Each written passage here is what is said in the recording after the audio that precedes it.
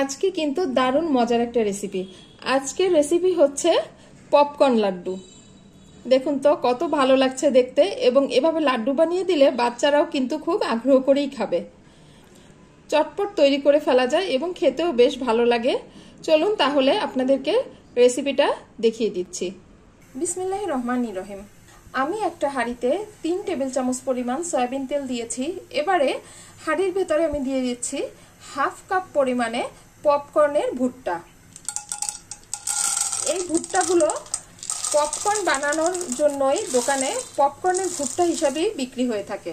চুলার আঁচটা medium to লোয়ে রেখে আমি এই ভুট্টাগুলো একটু নাড়াচাড়া করে দিচ্ছি, যাতে সবগুলো ভুট্টায় তেল ভালোভাবে মেখে যায়।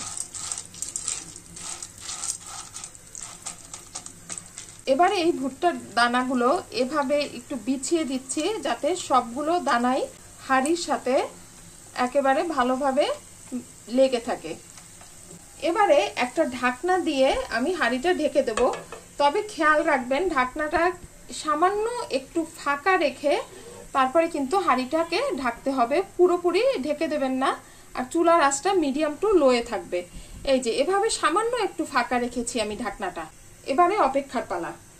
ভুট্টাগুলো কিন্তু ফুটতে শুরু করেছে, দেখতে পাচ্ছেন।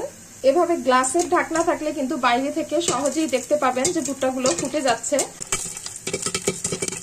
দেখুন কত সুন্দরভাবে ফুটছে আর দেখতে কতটা ভালো লাগছে।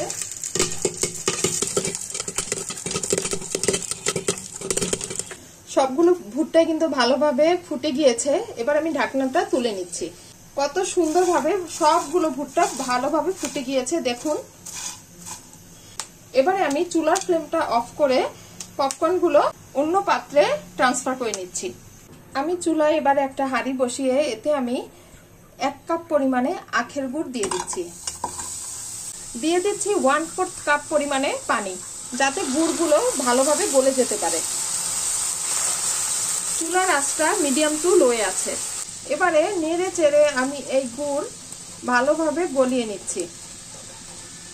গুড়টা গলে গিয়েছে। এবারে আমি এভাবে এটা নেড়ে নেড়ে ঘন করে নেব। এমন পরিমাণ ঘন করব যেন এই গুড়ের ঘনত্বটা 2 তার পরিমাণে হয়, এবং বারবার আমি চেক করে দেখব যে এটা ঘন হয়ে 2 তার হয়েছে কিনা। এই গুড় কিন্তু চুলার আঁচটা একদম লোয়ে করে গলিয়ে নিতে হবে, নইলে কিন্তু পুড়ে যাবে। দেখে নিচ্ছি 2 তার হয়েছে কিনা।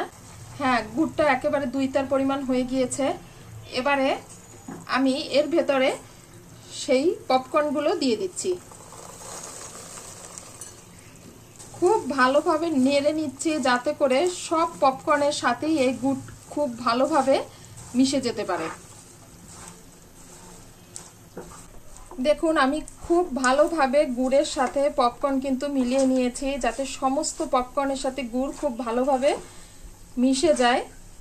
এবারে আমি চুলার ফ্লেমটা অফ করে এই পপকর্নগুলোকে অন্য একটা পাত্রে ঢেলে নিচ্ছি। পপকর্নগুলো কিন্তু আমি একটা পাত্রে ঢেলে নিয়েছি এবং 2-1 মিনিটের জন্য একটু ঠান্ডা করে নিচ্ছি, যাতে করে এটা দিয়ে শেপ দিতে সুবিধা হয়। বেশি গরম পপকর্নে কিন্তু অবশ্যই হাত দেওয়া যাবে না, তাহলে কিন্তু হাত পুড়ে যাওয়ার সম্ভাবনা আছে। 2-3 মিনিট রেখে দেওয়ার পরে এখন কিন্তু পপকর্নগুলো হালকা গরম অবস্থায় আছে। দেখুন আমি হাত দিয়ে ধরতে পারছি। এভাবে চেক করে নেবেন যাতে হাতে গরমটা না লাগে। এরপরে এভাবে আপনি যতটুকু সাইজ করতে চান এভাবে চেপে চেপে পপকর্নগুলো দিয়ে সুন্দর শেপ দিয়ে পপকর্নের লাড্ডু তৈরি করে ফেলবেন। খুব সহজে কিন্তু দারুণ একটা রেসিপি তৈরি করা যায়, এবং ছোট বড় সবাই কিন্তু খুব পছন্দ করবে। খেয়াল রাখবেন যেন বেশি ঠান্ডা না হয়ে যায়, তাহলে কিন্তু এগুলো জোড়া লাগতে চাইবে না। সাইজটা আপনার পছন্দ মতো ছোট বা বড় করে নিতে পারেন। দেখুন কত দ্রুত বানিয়ে ফেলছি দারুণ মজার পপকর্ন লাড্ডু। এভাবেই কিন্তু আমি সবগুলো পপকর্ন দিয়ে ছোট ছোট লাড্ডু বানিয়ে নেব। এভাবে যে কোনো সাধারণ খাবার দিয়ে কিন্তু একটুখানি বুদ্ধি খাটিয়েই চমৎকার কিছু আইডিয়া বের করা যায়, এবং দেখতেও আকর্ষণীয় লাগে এবং খাবারেও নতুনত্ব আসে। তো আমি সবগুলো পপকর্ন দিয়ে এভাবে লাড্ডু বানিয়ে নিচ্ছি। দেখলেন তো ঝটপট কত দারুণ একটা রেসিপি শেয়ার করলাম। আশা করি রেসিপিটা আপনাদের সবারই ভালো লেগেছে। ভালো থাকবেন সবাই। আল্লাহ হাফেজ।